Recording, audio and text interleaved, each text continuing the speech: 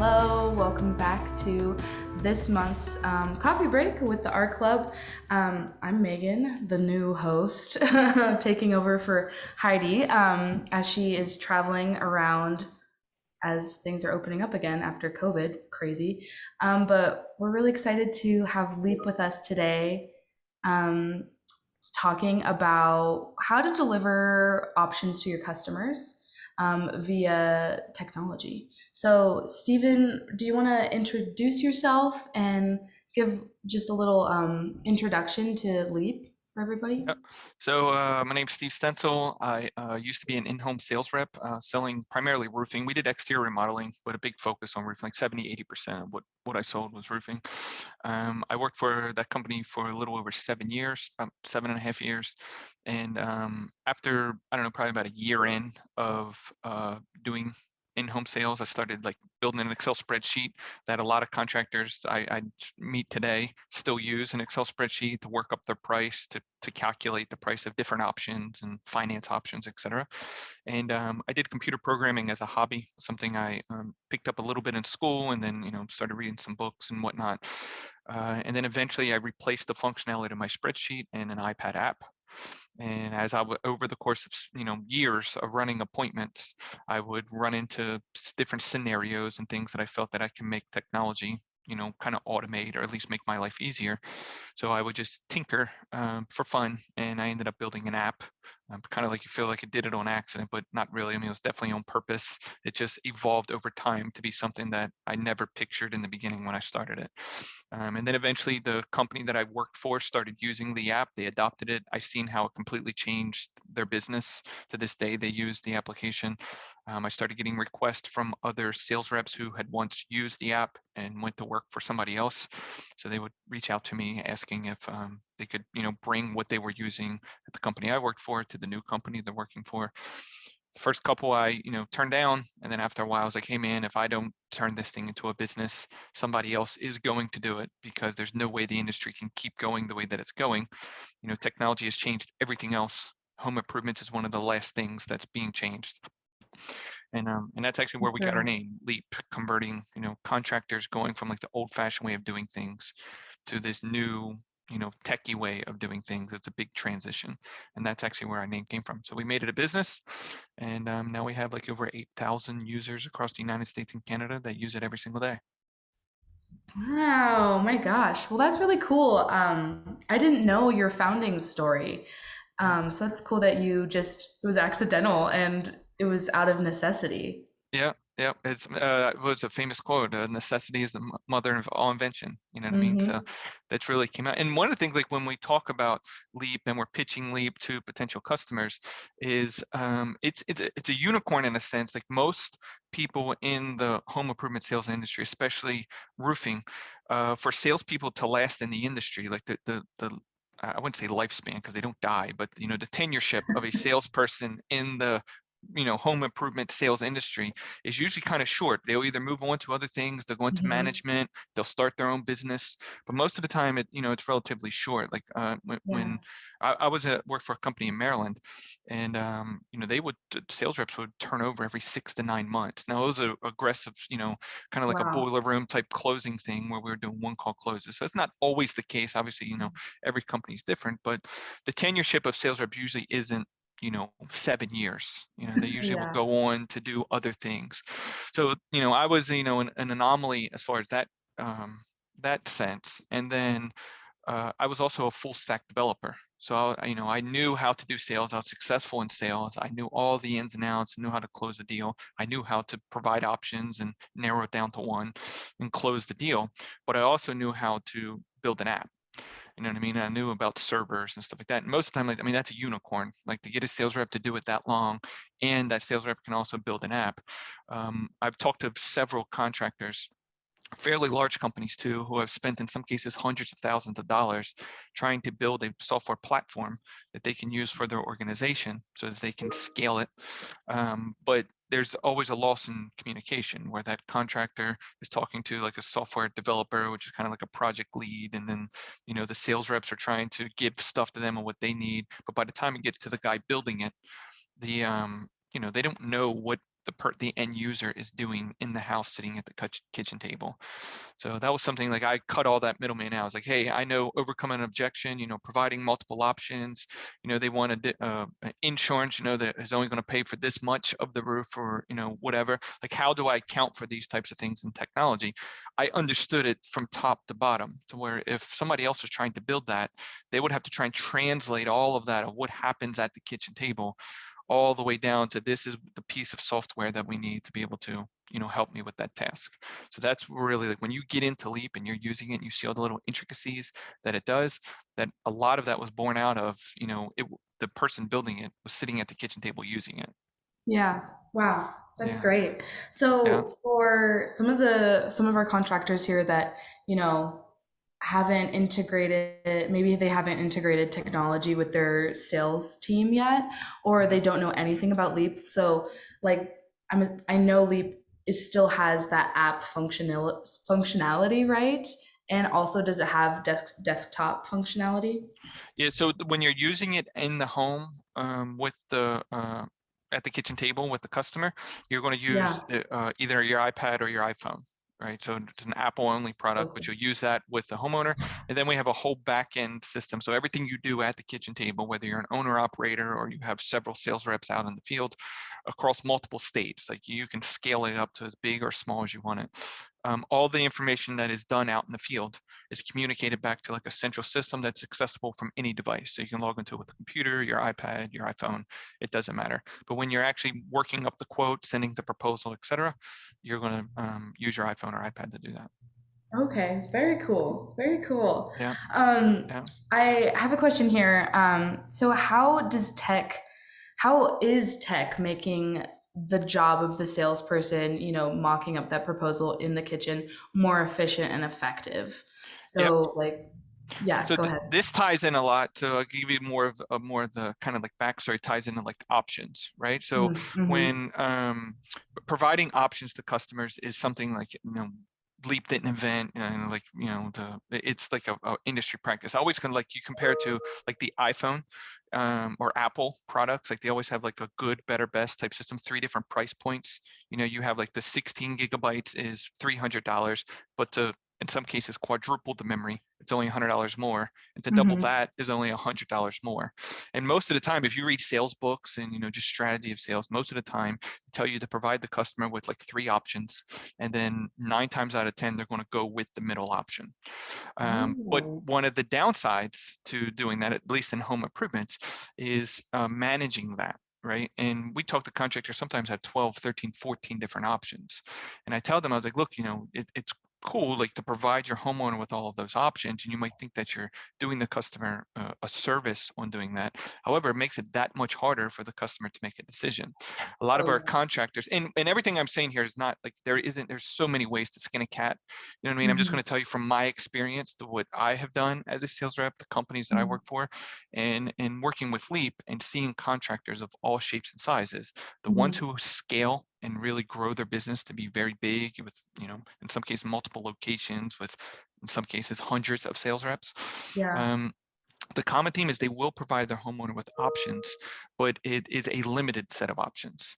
Mm-hmm. And the way that you use technology, technology will really streamline that. The way Leap was working, when I did in-home sales, we offered three options. So we had we sold Owens Corning products. We had like a 3-tab 25-year shingle that we hardly ever sold. Then we had an architectural shingle with a lifetime warranty, which we consider like our middle of the road. And then we had one with like a platinum warranty, had all the accessories and all the bells and whistles. Well, when we were pricing up the job, what I had found when I was doing sales, and I had my spreadsheet that I was using, is the house does not change size depending on which products you put on it. The measurements are always the same. I could pull an Eagle View or a Hover report and, and then figure out the good, better, best options for all three of them. But if you're doing it manually, you have to go through the price list and then calculate the price for, option A, then do the exact same math for option B, and then the exact same math for option C. And that's only if you're offering three. If you're offering more options than that, then you got to do the math for all, each time. Mm-hmm. So What Leap is, the way that we set Leap up is your measurement you put in once, and then you can Okay. swipe. We call them packages. So you can create your good, better, best, like your go-to options that you want to offer the customer. You can predefine, say, hey, if I want to offer option A to my homeowner, it includes this type of shingle, this type of underlayment, this type of drip edge, this type of ridge vent. That's my entry level package. If I wanted to offer a middle of the road package, it's a little bit better shingle, a little bit better underlayment, maybe a better drip edge, ridge vent, etc., all the way down the line. So in Leap, what you do is you'll go in and define what your go-to packages are, and you should be really good at selling those systems. And I only ever sold one manufacturer. I learned the ins and outs of that shingle, all the accessories, the warranties. I knew everything top to bottom on it. So when I would go out and pitch it, I pitched it as the greatest thing since sliced bread. There's no other shingle that's going to compete with it. We're the best company with the best shingle, with the best price, and then customers bought from it. When customers would bring up other manufacturers or they had a quote for something else, then I knew enough about my shingle to be able to sell why my shingle was better than the other one that they were offering. I didn't just pivot and say, okay, yeah, we'll install that shingle. I like to make define why I like my shingle, and I was very passionate about that shingle. And I offered three. Actually, we really only ever sold two. We sold the top of the line one, the middle of the road one, which was the top of the line shingle with downgraded accessories, which is such a small price difference. The only reason that we even put that thing in there was kind of give the illusion that the customer had the option to pick that. But if the customer ever picked that middle of the road option, the price difference was so small as far as the cost of the job, we would go ahead and sell the platinum one anyway. And then we had the lower end one, which is kind of a drop product that if the price was a big concern and didn't want to pay for all the top of the line stuff. In some cases, you have homeowners associations that wouldn't Mm. allow the top of the line architectural shingles. You had to do a 3-tab. So we would have that thing on deck to where we could offer it as well. But what Leap allowed me to do, using technology, in this case Leap, obviously I'm biased to Leap, is I could either manually type my measurements in, and since I've done in-home sales, we have layered in integrations with tools like EcoView and Hover and RoofScope, where you can Okay, just great. import those measurements. So you literally just say import from EcoView, all the measurements will populate. You click done, and then I just swipe my finger between the 3 different options. So it literally takes seconds, and I can Wow. calculate a good, better, best option. We also allow a way is, let's say you had that top of the line system, or maybe let's just say the customer picked the middle of the road system, but they wanted something from the top of the line one. They just wanted to carry it down and say, hey, I'll pay extra to upgrade to that special ridge vent or whatever it is. So we also have a way that you can easily toggle switches or swipes to calculate like a custom package. So that you'll have your Okay. go-to good, better, best, but you can on the fly build your own packages. So it allowed me, like I could be in mid conversation. What I like doing in home sales is closing the deal. Right. I didn't want to have to say, okay, well, give me a second to work up those numbers, or I'll get back to you and then send it to their inbox. I wanted to be able to just quickly calculate the price. Most people are so used today having, they have a full-fledged computer in their pocket and they want to know how much something costs. Yeah. They can literally just look it up, Google it. Home improvements is the exception. Hmm. Like, you don't know, like you want a Hmm. taxi from here to the airport. You can look up, it'll tell you to the penny how much it's going to cost you to take an Uber Yeah.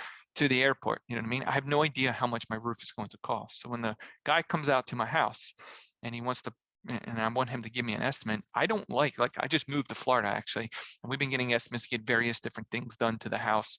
And like, it's an inconvenience for me where the guy comes out, we spend however long talking to him, tell him all the options that we want. And then they tell me, okay, I'll email you a proposal. I Yeah. expected, like, I like technology. I'm not afraid of an email coming in or you using technology or me signing with my finger. You know what I Yeah. mean? I want that thing. If you know your products and you've been doing this long enough and you're a professional, I feel that you should be able to give me a price right then and there. Hmm. And a lot of contractors, especially that have been in the industry a while, I've seen guys that could walk a roof off, you know what I mean? Not even have a tape measure or measure wheel, walk it off with their feet, and then come up with a price that is accurate enough that there's enough profit margin and they could sell it. And that's not what I'm saying to do, but you could use technology to, put those measurements in and it to instantly calculate a price. And I, as a sales rep, used to blame the sticker shock, if there was one, on my Hmm. device. You know what I mean? And when we talk to potential customers, when we're doing demos of Leap, we use the analogy of like going to the grocery store. You go to the grocery store, you have your cart full of groceries, and you put them all up on the conveyor belt, and then the cashier rings everything up. When she hits that total button, you don't ever question that the computer added it up correctly. You're like, oh, so me and my wife will guess what the price is. Hey, let's see if who can get the closest without going over. You know what I mean? But you accept that, hey, when they scan that barcode, the computer adds it up correctly. Mm-hmm. So with my iPad, my Leap device, I was able to say, show them like an EcoView or a hover, or show them how I came up with my measurements. And when I plug them into that thing, I would show them the iPads like, look, the computer came up with your price. I'm not, Mm-hmm. adding an extra 100 or doing anything in it. The Right. computer is doing it. So I would, kind of like blame the sticker shock on the device. And it was Yeah. just something about using technology that the homeowner just a little bit, at least from my vantage point, felt a little bit more comfortable, with the the sticker shock or the price coming from an actual computer than handwriting it, and then sliding it over to them on a business card or, a Yeah. notebook piece of paper or there's so many different ways that people are giving prices out there. Some people do it verbally, you know what I mean? Doing Right. it, this day and age, technology is kind of taking over everything. It's changing so many industries. It's changed taxis. It's Yeah. changed the way you buy a car. Actually, there Carvana, I call them car vending Yeah. machines. You know what I mean? Like you literally Yeah. go there and the car like comes out of a vending machine. Mm-hmm. Technology has just changed the way you buy everything. And another thing that I always say to our team and to potential, partners and contractors that are interested in Leap is it's kind of like, think of it as like a gold rush where the home improvement industry is like the last industry that has adopted technology. You know what I mean? To Mm-hmm. really change. And it is happening. Like you look at all these new softwares that are coming out, you have So CRMs, true. you know what I mean? JobNimbus, AccuLinks are like newer CRMs that Mm-hmm. are contractors are using. We have all the satellite measurement tools, and I feel like a new one pops up every other day. But Oh yeah. EcoView is kind of like the front of the line there. Hover, so cool with the 3D model coming out. They have things coming out now where like you can use your phone to measure different things in the house, like they're doing flooring. They have augmented reality, like IKEA has an app where you can like click the table or dining room set or whatever that you want, and you're using your phone to put the thing in the room that you want it to be. So like there's so much new technology coming out My in the home God. improvement space Yeah. that there are contractors out there, and they're scaling like crazy, that are adopting this technology, and they're able to be way more efficient. They can offer the same price with way more profit margin or even a lower price to get the job, and they're doing it so much more efficient than the old-fashioned guys. And there's going to be a transition. I don't know how long it's going to be. It might be a year. It might be, I think it'll be longer than a year, say 5 years, 10 years. Who knows how long it's going to be? There's going to come a point to where the handwritten estimate or the carbon copy contract is going to be a thing. Like it's a red flag where, Yeah. you know what I mean, for Mhm. homeowners to do it. So Yeah. if you just imagine you come in, everybody says they have the best products. Everybody says they're the best contractor. You know what I mean? They have the best warranties. Like everybody's coming in saying the exact same thing. And from the homeowner's point of view, if you just sit in their seat and are like, okay, well, what is the difference between these guys? The shingles they say are exactly the same. The installs they say are the same. The warranties they Right. say are the same. And let's just say that the pricing is exactly the same. As a homeowner, how, do they go with, how do they decide which one to go with? So sometimes, I didn't say all the time, but sometimes the deciding factor is how the sales rep presented themselves in the house. And if you just Mm-hmm. imagine a guy came out, he did everything with his iPad, it was very professional. He offered good, better, best options. You know what I mean? He talked the homeowner through how to decide between these different options. And then he sent digitally a thing that came to both, husband and wife in their inbox, a nice professional proposal, a nice professional email template. And then the other guy where everything else is the same. The warranties, the guy was dressed in, real nice collar shirt, everything else was the same. He was also super nice. He also offered all the same options. He is also the same price. The only difference is he, hand wrote it on a business card and slid it over to the homeowner. Mm-hmm. You know what I mean? It's just those Yeah. little things. They talk about, one of the trainers in the industry talked about like the limbic part of the brain. You have like the logical part of the brain and the emotional part of the brain. And the best sales reps sell to the emotional part of the brain. the homeowner's like, I just feel so much more comfortable. My gut tells me to go with this guy. That's selling to the Mhm. emotional part of the brain. The logical part of the brain is buying based on, the is this one better than this one, and is this price Right. lower than this one? You know what I mean? But if you're selling Yeah. to the emotional part of the brain, those are the sales reps who get more per square. You know what I mean? That the job was, $2, 3, $4,000 higher than the other guy. It's just the homeowner felt a lot more comfortable going with that guy compared to the other guy. You know what I mean? And technology is just something, it's so, I wouldn't say it's easy to use once you have it implemented, but Right. the change is what's hard. And Mhm. actually that's where our name came from. The Leap name came from, going from the old fashioned way, where it's like, hey, we've been doing it this way for so long and it's working. There's no need to change. You know what I mean? We Yeah. can keep going out there. And that's like why I feel part of the reason why the industry has not changed so fast. You know what I mean? Everything else just changed so fast. Um, but contractors, it still works. You can still do handwritten estimates. You can still write the price on a business card and give it to the homeowner. Or customers are okay with you saying, hey, I'll get back to you in a day or two via email and drop that quote or that proposal off to you. um, but once you have all that, your whole process implemented into a digital platform, then it becomes so much easier to scale. You know what I mean? And Mhm. make changes if you need to. Like, you need to do a price increase. Since it's digital, you just go in there and change one spot. Yeah. Whether you're owner operator or you have 100 sales reps, everybody's Mhm. devices will just update. When you want to Yeah. bring on a new sales rep, we have so many times where contractors get to like a ceiling where they're out there in the field. A lot of times they used to be a sales reps themselves. They know all the ins and outs of the business, and they felt like, hey, let me start a or a roofing company, and I will, I can do it better or just as good as the guy that I'm working for, right? That's how a lot of people go out and they do their own thing. And when they kind of like hit a ceiling where they can only do so much revenue, and the number, like, I don't know, one to $2 million is usually the number, where they're just running around like a chicken with their head cut off, and they need more people to be able to scale it from there. And part of it is like, we sponsor a lot of these like seminars that people go to, right, where they have like Mhm. these thought leaders in the space and these speakers that talk about how to take your business to the next level. And the common theme when we go to this, because we go to sponsor them, and then I hear all the stuff that they're saying, and the common theme is creating processes that Mhm. you can monitor. They call them KPIs, key performance indicators, that you can go Okay. through and you can say, hey, this is what we're supposed to be doing. And then you make sure that everybody is doing what is supposed to, has to be documented, right? And so when you're owner operator and you're out there and you're doing 1 to 2 million, some people might be able to get a little bit more than that, but usually that's the Mhm. ceiling. You have all those processes in your mind and you have ownership of it because it's your business, and you make sure you do your processes every time. But when you start to put people in those places to do the processes that you need to be done, that they don't, care as much as the business owner. So you need a way to like document and say, hey, this is what you're supposed to be doing. And that's how you scale, because then you just plug people in to do those processes. Well, one of the ways that you can make those processes a lot easier and easily trainable, a lot of it will be automated, is by implementing technology. And it's not just with Mhm. tools like Leap. There are tons of tools out there. Tools like Company Cam is pretty popular in the space, where you can like document like photos and videos of the Yeah. job. The CRMs is like a must. Putting all your customers into a centralized system that everybody like communicates through. Absolutely.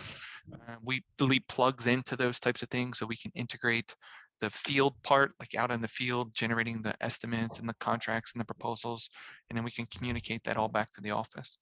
So, I I wonder. So, we had a question come in. How does Leap implement, or how? Yeah, how would a contractor implement Leap? You know, and we just another question we had come in.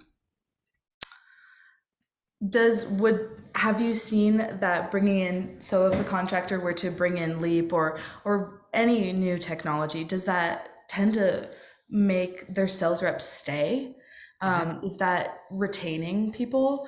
And also, how would contractors implement Leap? Yep. So I'll answer the implementing one first. Hmm. One of the things, so that's like the biggest, I wouldn't say, it's called a barrier to entry, right? It's more time to value, right? So barrier to entry, like, hey, yes, I want to use Leap, right? So you just sign up for it. But the time to value, so you're paying for a service, a Leap, and not getting any value out of it initially, because you have to get all your data in there and get all your processes set up. And there's going to be, like, we have a whole team. Our biggest team in our company is the onboarding team and the support team to help contractors get through the process.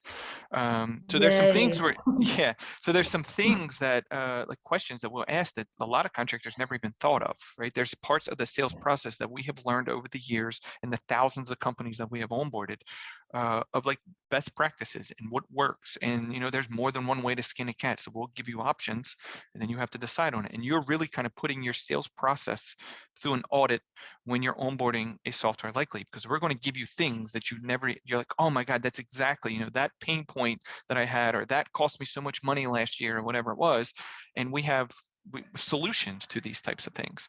But one of the things I always tell contractors when they're coming on with Leap or interested in Leap is everything that we do is not foreign to what you're already doing. It's just we're digitizing it. For an example, you already have a price book of some sort, right? Whether it's going directly to the distributor and getting a price, put your markup on it, going into Xactimate and getting a price, or you have your own book that you flip through that has all your pricing on it. Some way you have a price list that you are working up an estimate. You know what I mean? So you'll Hmm. measure the house, however you're doing it, whether you're using a tool like EagleView or you're going out there and hand measuring it. You're measuring the house and you are using those measurements to calculate a price. Sometimes it's multiple options, sometimes it's a single option. You are somehow presenting that price to the homeowner, even if that means writing it on a business card or typing up a Word document or a nice email, whatever it is, you got to present that price to the homeowner. Writing up a Hmm. contract, right? You are already doing it somehow, whether you're doing it in a digital software or you're handwriting carbon copy contracts. So everything in your sales process you are already doing. It's just what Leap is going to do is digitize that for you and make it so it's so much easier. It's so much faster. The process of getting all that from the analog way, or however you're doing it, sometimes it's digital, but it's all different pieces of software that tie it all into, where Leap can do it all in one piece. Getting all of that process from what you're doing now into our system is kind of like the biggest challenge, right? Yeah. Implementation. But if once you come out the end of that process, Yeah. it's like, it's set it and forget it. You know what I mean? It's just you maintain it here and there, and then you can just start cranking, right? And then we have contracts where they're like, hey, I'm not running any leads for X days. I'm just going to go into Leap and I'm going to get this thing set up. And then they come out of it, because so many times we have contractors who are so busy working in the business, that they don't have any time to work on the business. And Yeah. Leap is one of the things where it's kind of like, hey, we're working on the business here. This isn't directly at this point me in there bringing in revenue to our company, but long term, it's going to cut costs. It's going to help me close deals. And then, which is a perfect segue into the second question that you had, was about retention on Hmm. employees, which is a huge thing. Like, but we ran into a Leap. We're Right scaling like a now. weed, yeah, and trying to Yeah. find actual bodies, that are willing to come into work and work and actually do a good job and care about their Yep. job. Hmm. Um, so Leap is one of those things where, it just makes the job a lot easier, right? And the learning curve is so much smaller. So we have so many testimonials Yeah. where we have talked to people, they've been doing it. They've been in the industry for 30 years. And you have Frank, who's been doing it for so long. He's set in his ways. He's a great sales rep, and we're not going to change him no matter what. And I'm like, let's just have a Hmm. conversation with Frank. Let's show him the light at the end of the tunnel. Let's show him everything that he is already doing, how much time he is wasting and energy he is wasting on doing it that way.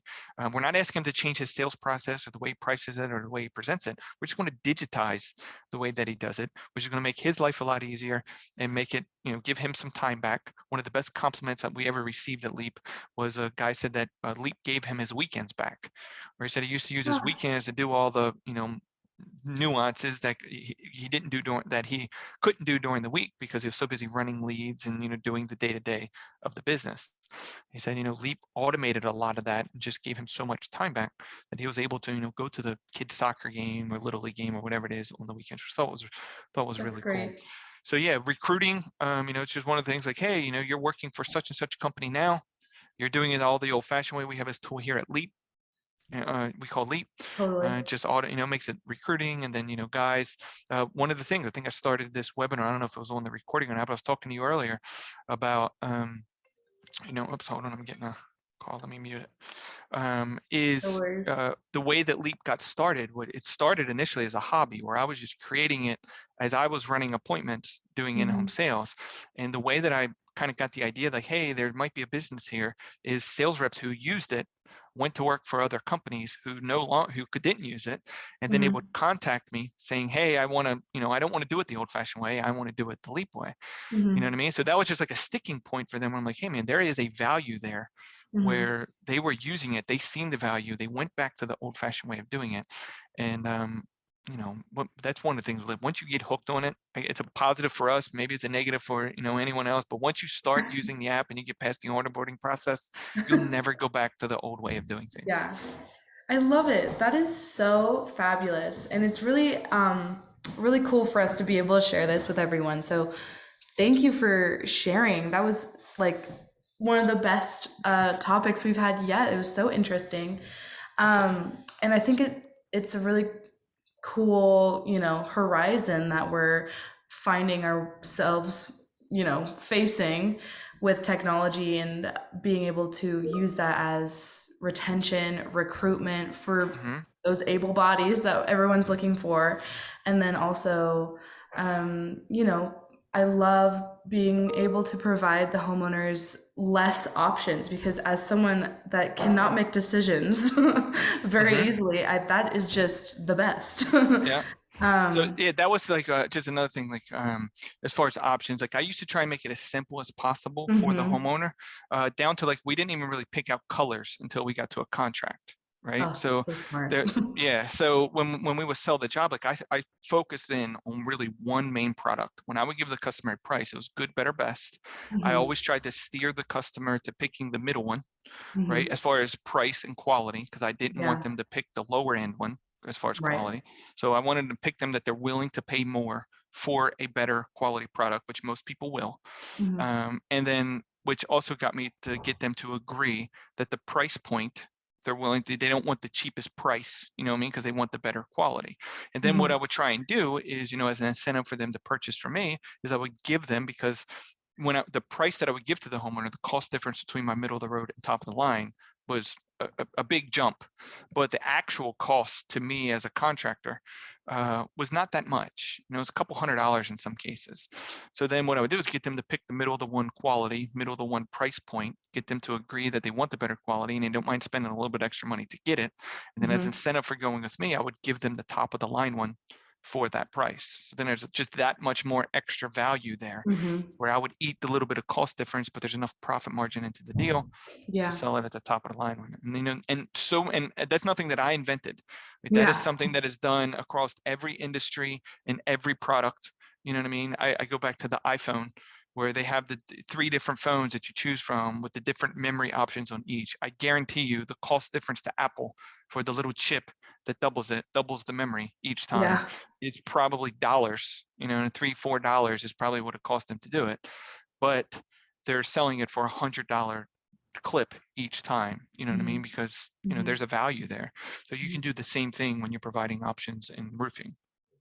Great. Well, thank you so much, Stephen. This has been so informative. I don't know if any of our contractors want to say anything. If you do, the chat is open, or you can unmute. But Leap is also, you guys have sent us, and then we will send our club members the gift. But you guys sent us Bluetooth speakers branded. So cool. Awesome. I want one. Yeah, I was gonna say, send And me one. I haven't even seen them yet. yeah. Yeah, like such a nice gift. And then if anyone has questions, we will be passing along Leap's contact information. And so you guys can continue to ask questions and also learn more and get involved if you are interested in Leap. So yeah, Stephen, any last words? Thank you again. No, I would just say that, they definitely just give us a chance to give you a quick demo. It'll be 20 minutes, you know what I mean? But you can really see all the different things that we can do to help, grow your business, save you some money, increase your profit margin, increase your dollars per ticket. I mean, it's just a win-win-win for everyone once you onboard it. You, your customer, your sales rep, it will benefit from using it. Yeah, absolutely. Well, Stephen, please feel free to stay on. We have just a few other things that we're going to be hitting on our coffee break today. The next would be the roofer of the month, right, Alice? Is that what we're perfect? Yes. And so sadly, our roofer of the month wasn't able to make it to the coffee break because, people are busy. But it's a busy time finishing up all those roofs before the first snows happen. But it is our roofer of the month this month is Fields Roof Service out of Washington, with Brittany Wimbish. She's amazing, part of National Women Roofing, and I got the pleasure to chat with her and the founder and CEO of Fields Roof Service, which just so happens to be her father. And it was so fun getting to chat with them and learn more about their company.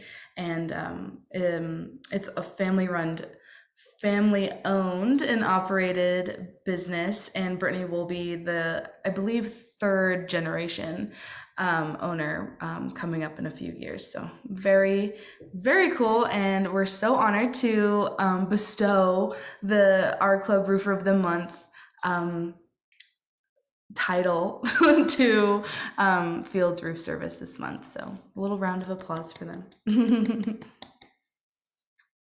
And then, so I believe we have a little conversation. We've started to implement the idea of, kind of opening up the floor to all of us to just have a chat on something that's going on in the industry. And this month's forum question, which is what we're going to be talking about, is how are you dealing with labor shortages, which kind of goes hand in hand with what Stephen was talking about with Leap. So James, do you want to open that up? Sure. I did a pretty good job, Megan. I was just really curious as to how everyone is addressing retaining crews, finding crews, and when you can't do either, what your tips and tricks are to make do with what you do have. Yeah, what are you guys doing? So just would love to hear from everyone and kind of see if we can share some knowledge around the country. Mm-hmm. Opening up the floor. And if no one has any suggestions, then I feel like I know everyone's feeling it, but it's something that we really need to be able to find some strategies for, because everyone's hurting from it. Mm-hmm.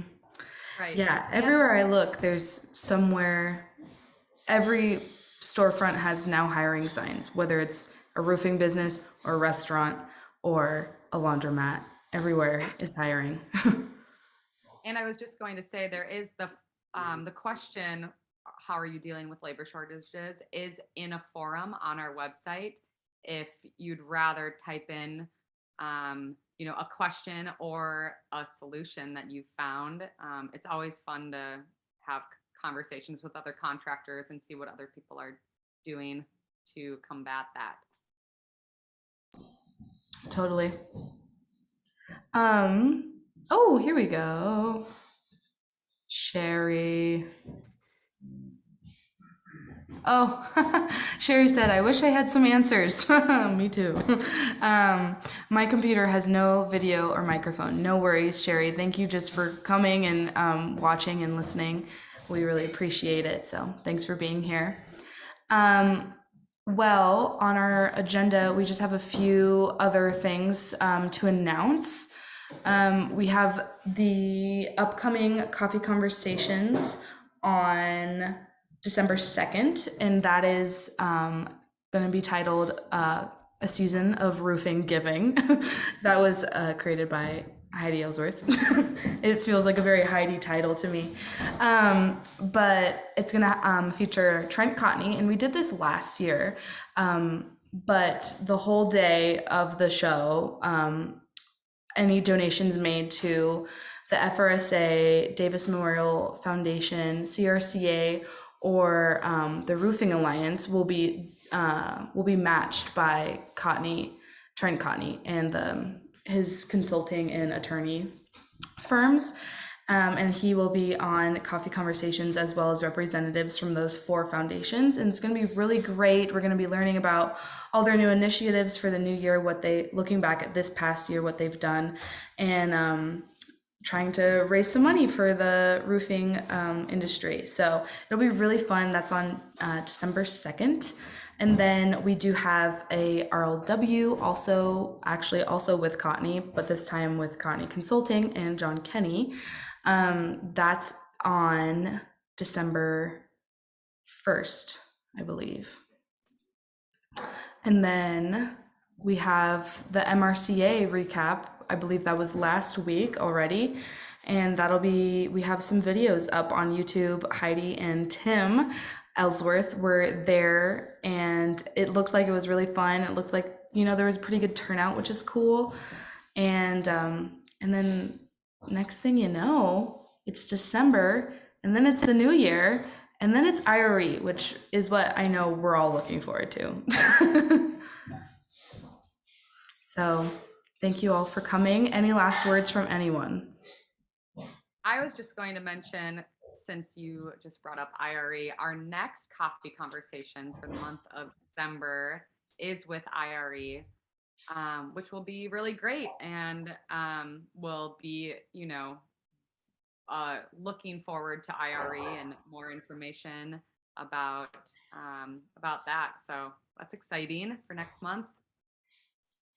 Yeah. Yes. And that'll be next month's coffee break is with IRE. And then also the first coffee conversations, I know, kind of confusing, is of the new year is going to be on January 13th. And that's going to be with Reed Ribble and Megan Spihar from IRE. So they're going to be talking about, the SRS concert, and Reed Ribble is going to be giving the keynote speech, which they're bringing back. They're bringing back the volunteer day at IRE this year, and it's going to be all about helping New Orleans get back on its feet, which is really cool. So yeah, that is pretty much our coffee break for this month. I hope everyone enjoyed it and got some coffee time in during their busy week. And we will be chatting with you next month. Thank you all. Thank you, everyone. Thanks.